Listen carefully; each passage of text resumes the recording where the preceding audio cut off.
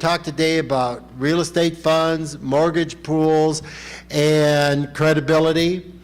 And you have to be able to manage a fund. You have to be able to manage a pool. You have to be able to manage your investors. You have to be able to manage your properties.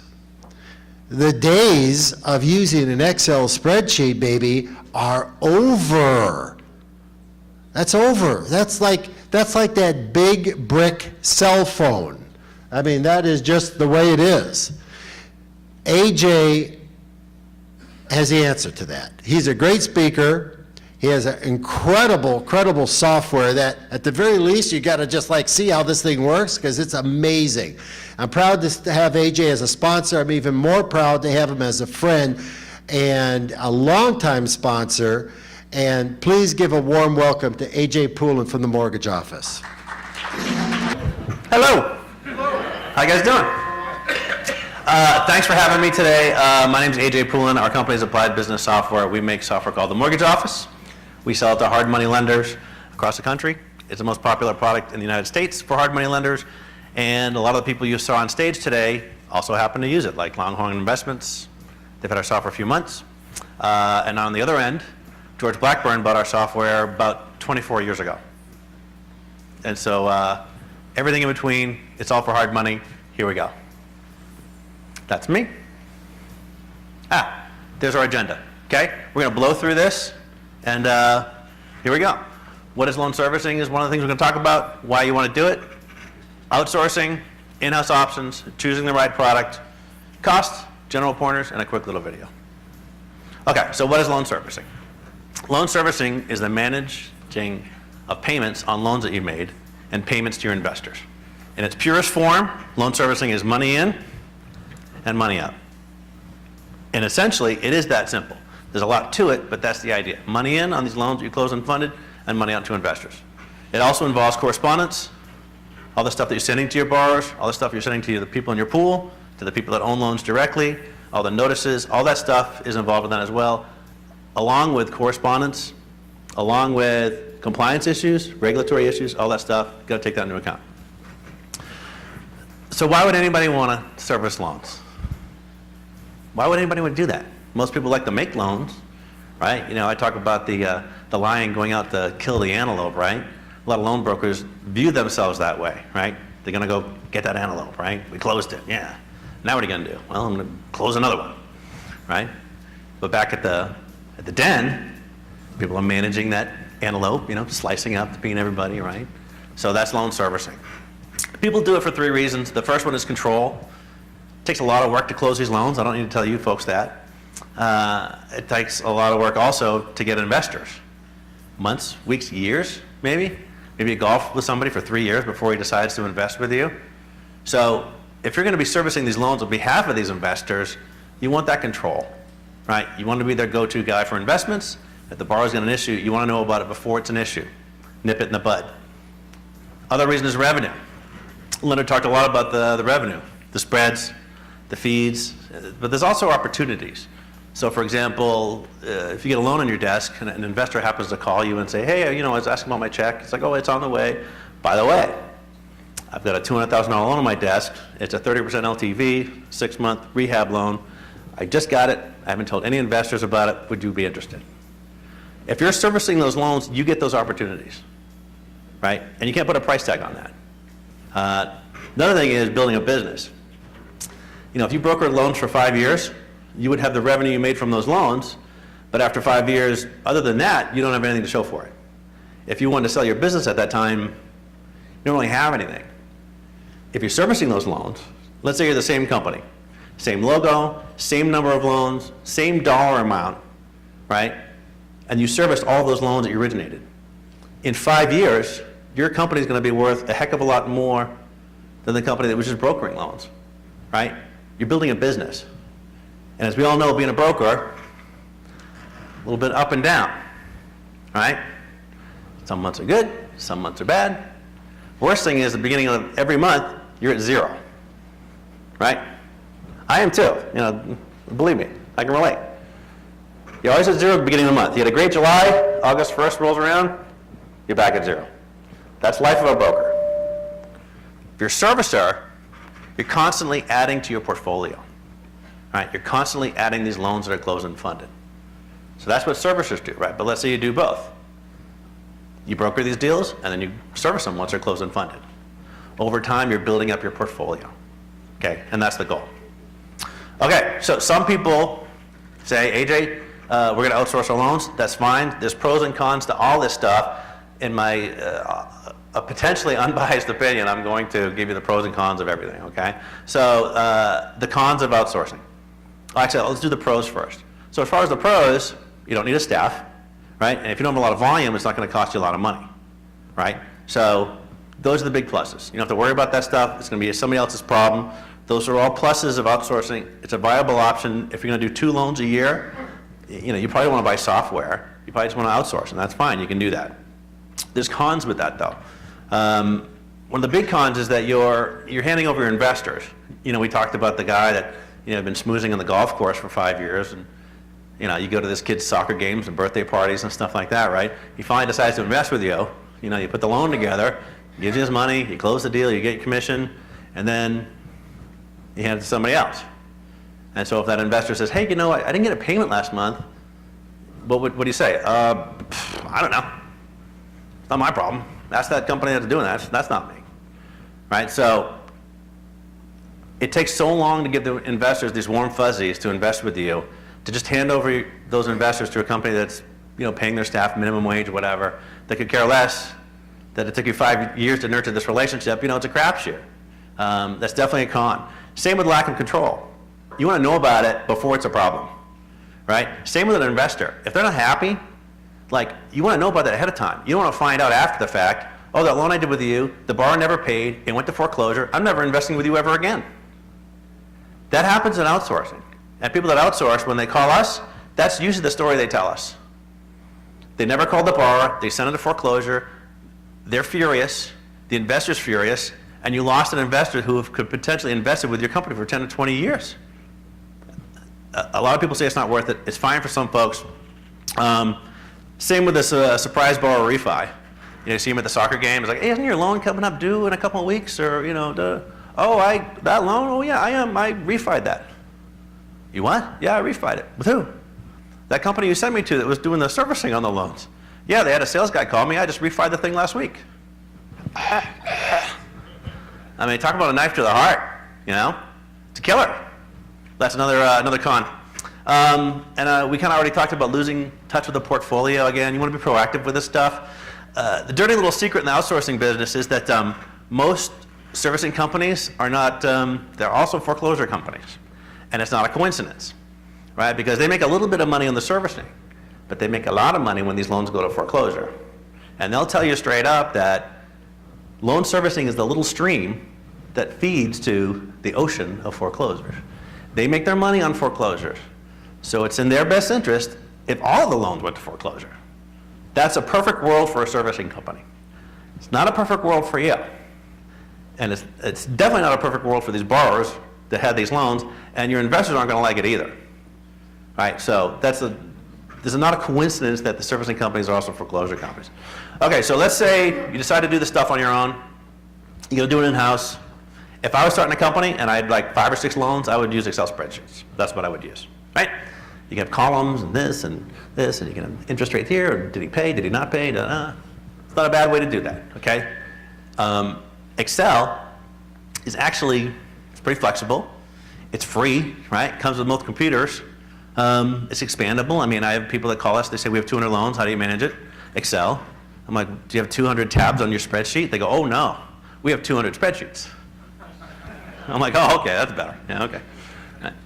Now, but it's free. Cons are, most people use Excel for the borrowers, and what do they use for the lenders? QuickBooks, right? So basically you get all your borrower stuff over here with your spreadsheets, then you take all that stuff and you go over to QuickBooks and you figure out what investor gets what, and this and that, and that. So that's double entry, right? You're basically begging to make a mistake. Some point, somewhere, you're gonna make a mistake. And chances are you won't know about it until you get the call from the attorney, from the investor. You shortchanged him $6 every month, right? Deleted formulas, we hear that one. We thought this was calculating properly. Or the loan funded mid-month, and you forgot that July had 31 days instead of 30.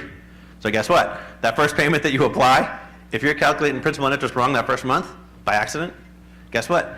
Every payment you apply after that's wrong. That's not good. You're either shortchanging the borrower, or you're overcharging the borrower, or you're shortchanging the investor, right? Or overpaying the investor. They're not going to tell you about that, right? So these are things that happen in Excel spreadsheets. Excel spreadsheets don't do compliance. California, you get the Department of Real Estate, you get reports you got to submit. 5 years ago, there was only one state that required trust accounting. Now there's about a dozen. And whatever state you're in, it's coming. It's even in Canada now. So you got to manage that stuff, report to the governing body of wherever you live. Spreadsheets aren't going to do that. Correspondence, so that's a good one. Okay, so you get your spreadsheets, right? Then you get QuickBooks for the investors. Oh, I need to send a late notice. What am I going to use for a late notice? Microsoft Word, yeah, right. So then you get a third system.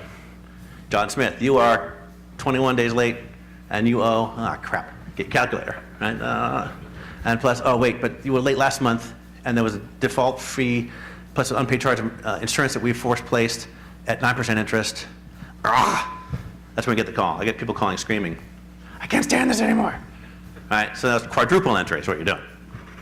Investor confidence too. Let's say you had $5 million, you're going to invest in a hard money shop, and you said, okay, I'm finally going to invest with you. I got $5 million to put out in the street. Let's get this thing going. I want to see how you manage this stuff. And you're like, well, I have these fantastic spreadsheets here, right? Would you invest with a company that had spreadsheets to manage that stuff? Granted, your friends and family, you might get away with it. Once you go outside that circle, not so much, right? Okay, it's investor confidence. You got to give these guys a warm fuzzy. Spreadsheets don't do that. Okay, so custom programming, this is my favorite part of this.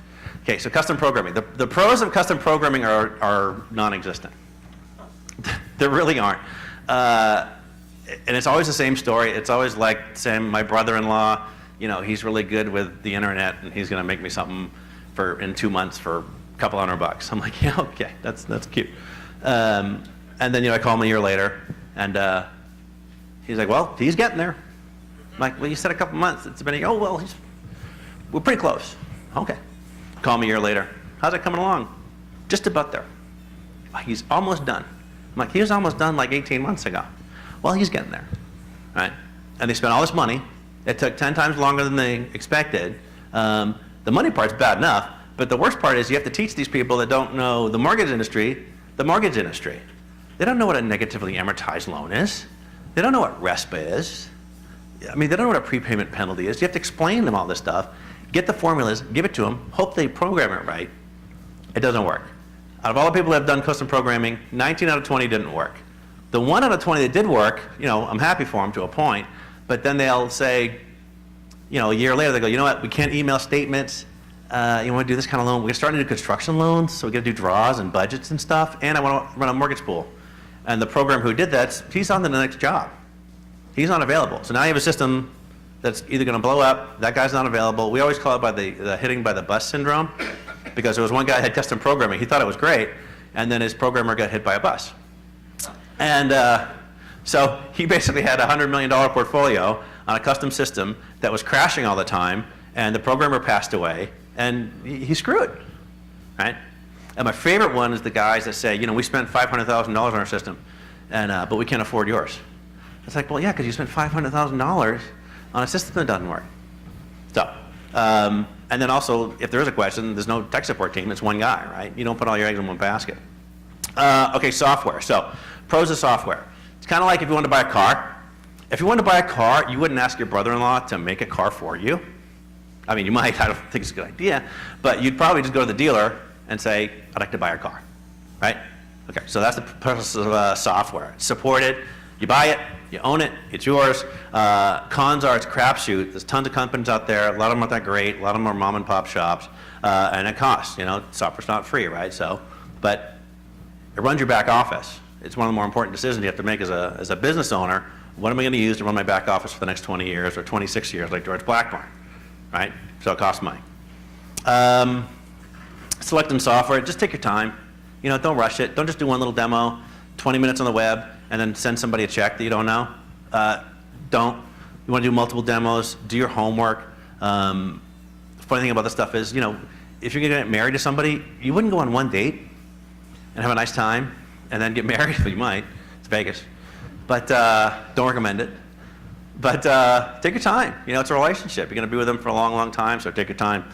Set up complex loans in these demonstrations. Never do just one demonstration. Do 3, 4, or 5, right? Go visit customers in your area code that use the same product.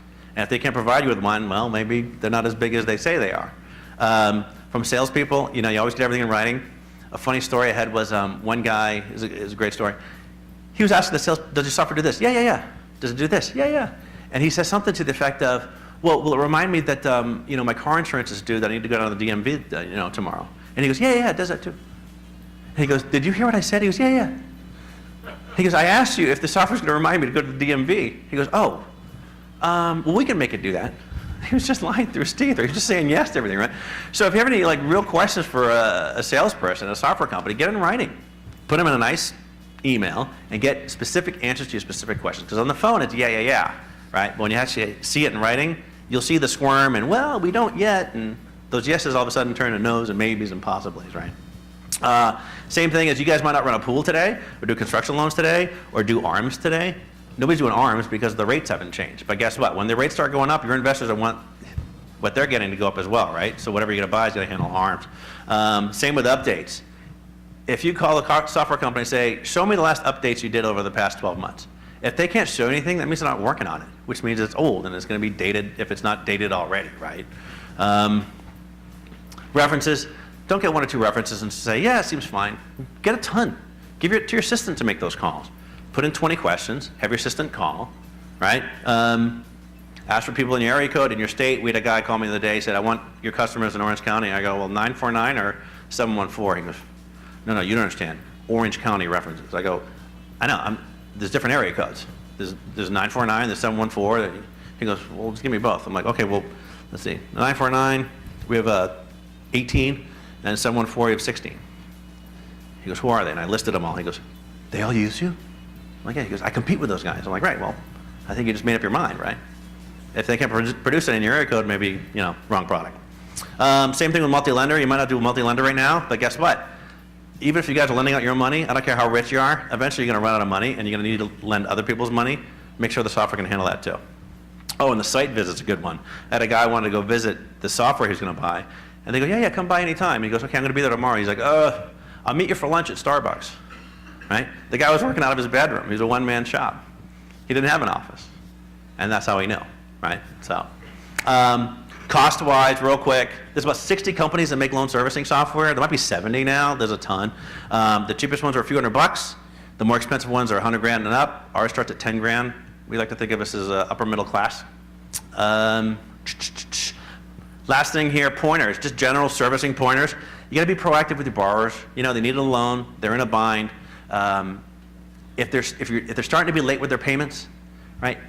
Don't just assume they're going to figure it out and get them in on time. Call them up. How you doing? I noticed you've been late. You know, we waived the late fee the first time. We're not going to waive it the next time. Do you need to renegotiate this thing? Do you need an extension? Do we need to work this loan out? Be proactive. They'll appreciate it, right? And they'll be more committed to making those payments going forward. Same on the investor side. If you haven't heard from your investors lately, don't assume they're happy. They might be investing with a company down the street because you pissed them off for some reason, right? You won't know unless you call them. So be proactive with that. Regulations, as you know, Dodd-Frank and all that crap going on these days, it's a moving target. Just make sure your software is current with that. And then lastly, probably the most important thing in my speech here today is professional appearance. We heard a lot about your company, your logo, social networking, all that fun stuff, right? You are what you present to the world, right? And on the borrower side, they want to know that you're serious about getting those payments in. So everything that you send to them has to reflect that. Same on the investor side. They want to know that the money's taken care of. And part of the way that they get the warm fuzzies is, oh, look at the statement. Wow, it's beautiful because my yields, my returns, the portfolio, the averages, right? It gives them the warm fuzzies. So whatever you buy, make sure it has that professional appearance. One good tip is, let's say you do 3 demos or 3 software products. From the demos, have them email you the stuff that was produced during the demo, right? Print them out in color, put them on a table, side by side. Bring in your top 5 investors. Right? I see smiles because I know I'm hitting a button with some folks here. So put them side by side, bring in your 5 big investors and say, hey, John Smith, we're going to buy software. Look at these 3, and which one would you rather get on a regular basis from us? Which one do you feel more comfortable understanding and things like that? If they all say, yeah, this one, then that's the software that you buy. Right? People forget about that stuff when they're evaluating, so it's really important. Man, that went fast. Cool. I'm early. Okay, so what I'm going to do now is I'm going to leave the stage. There's somebody a little more attractive than me. I'm going to be taking over from here. It's about a 7-minute video. I haven't really talked much about our particular software because it's not really a sales pitch, but the only way I can actually just show you what we do, what our customers do, and the functionality behind all this stuff is to show you this little video. So I appreciate your time today. You've been a great audience, and then enjoy our little show here. Thank you. Flexible and user-friendly software available today, and has been since 1978. From the moment you open up the software, you'll see the powerful dashboard known as Business Today. Neatly organized and highly customizable, you can see your to-do list, pending reminders, checks that are scheduled to be printed, and other tasks. You can even see bank account balances and different overviews of your portfolio, from aging, yields, priority, and more. The Mortgage Office handles every type of loan: fixed, adjustable, HELOCs, construction, step rate, fractionalized, syndicated, and commercial. From the most simple interest-only loans to the most complex participation loans. Easily create smart views to only show certain types of loans. Set up flexible prepays, late charges, NSFs, and servicing fees to match your loan terms. The Mortgage Office handles all the different types of loans that I do. Handles the construction loans, the residential loans, the commercial loans. It's completely flexible. It's very flexible. The Mortgage Office is really flexible. It manages all the loans I can dream of managing. Residential, construction, commercial loans, and it's got ways of managing interest rates that I haven't even dreamed of yet. The Mortgage Office is incredibly fast and efficient. Everything is organized in one place and easy to find. If a borrower calls and wants their payment history or wants a copy of their payment statement or their loan documents, everything is at your fingertips. They can even be emailed directly from the Mortgage Office. If an investor calls and wants details of their portfolio, performance of their loans, or one of dozens of reports, they can be produced in seconds. You can even export those reports to Excel with one click. Process payments, payoffs, distributions, print statements and notices, and issue investor checks all with one click or two. And with ACH Express, the ultimate in automation, you can literally process hundreds or thousands of borrower payments or investor distributions within seconds. Well, before we implemented the Mortgage Office software, we really didn't report a whole lot to our investors. We reported when they called us. And so now it's a very simple process to report all at once with very little effort from our staff. And so the investors are happy because on a monthly basis, they understand what's happening with their file. And on a quarterly basis and on a yearly basis, we give them summaries. And it really isn't that big of a deal. It used to be a huge deal to try and do that and try and summarize their entire investment. Do borrowers and investors call you frequently with the same basic questions? With Web Publishing Central, your borrowers can go online to see the status of their loans, due dates, payment history, and other critical information. And your investors can view their entire loan portfolio and print their own statements from anywhere in the world, 24 hours a day, 7 days a week. What I'm most excited about is the web publishing aspect, where our investors can log in and see the status of their account. They can print reports. And now we're just like the big boys who offer, mutual fund companies. They can log in, see daily the stock brokerages or online banking. We're just like another one of the big players. If you are trying to keep up with ever-changing regulations, don't worry. The Mortgage Office is compliant with Reg Z of the Truth in Lending Act, RESPA, and trust accounting requirements. Plus, your auditors and accountants will love it. ABS software has helped us stay in compliance in varying stages, actually. The first major step was helping us stay in compliance with the Department of Real Estate trust accounting. That was a major step and a big time saver. Later on, it helped us with various reports with which we had to contend, and we've even found ways to deal with HMDA, our HMDA compliance.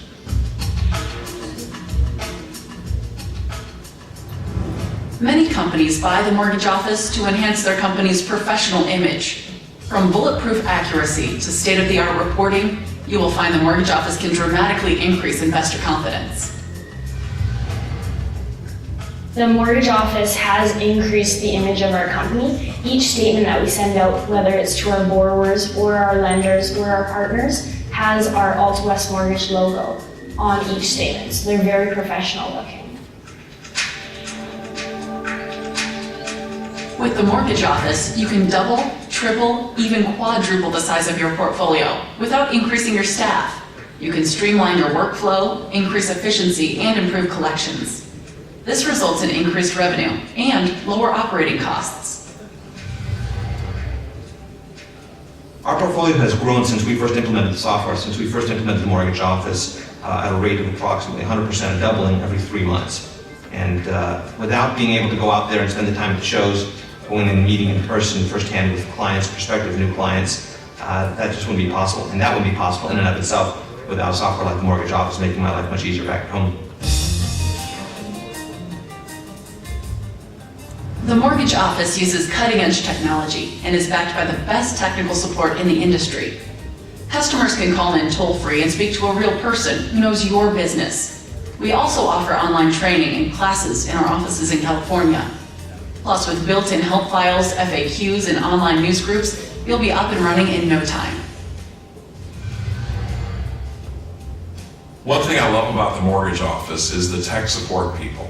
They're amazing. They know the software inside and out, and when I call up, they answer quickly and respond to my concerns and put me back to work right away. We were up and running within 2 weeks. Everything was input. We thought it was going to take months. It took 2 weeks, literally. And we were live. The mortgage office is affordable too. You only buy the modules you need.